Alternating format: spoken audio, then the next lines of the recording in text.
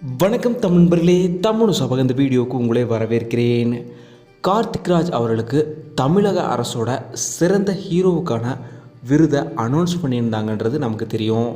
அதுவும் செம்பருத்தி சீரியலுக்காக அவருக்கு இந்த விருது அனௌன்ஸ் பண்ணியிருந்தாங்க. இந்த நிலையில் இன்றைக்கி சென்னை கலைவாணர் அரங்கத்தில் அவருக்கு விருது கொடுத்துருந்தாங்க. அந்த விருதோட அவர் எடுத்துக்கிட்ட புகைப்படங்களை தான் நீங்கள் இங்கே பார்க்குறீங்க. கார்த்திக் ராஜ் அவரோட முதல் அரசு விருது இதுதான். உண்மையிலுமே ரொம்பவும் சந்தோஷமாக ஃபேன்ஸ் எல்லோருமே இப்போது ஹாப்பி மூமெண்ட்ஸை ஷேர் பண்ணிட்டு வராங்க. அவருக்குமே இது ஒன் ஆஃப் த மிகப்பெரிய அச்சீவ்மெண்ட்னே சொல்லலாம். சிலருக்கு தோணலாம், செம்பருத்தி சீரியலுக்கு கொடுத்தாங்க, கார்த்திகை தீபம் சீரியலுக்கு ஏன் கொடுக்கலன்ட்டு.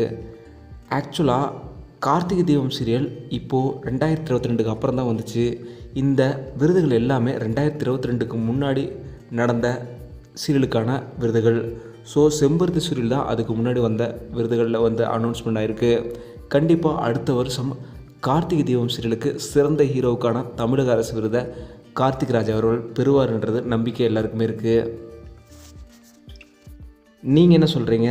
சிறந்த ஹீரோவுக்கான தமிழக அரசு விருது கார்த்திகை தீபம் சீரியலுக்கு கார்த்திக் ராஜ் அவர்களுக்கு கிடைக்குமான்னு மறக்காமல் கமெண்ட்டில் சொல்லுங்கள்.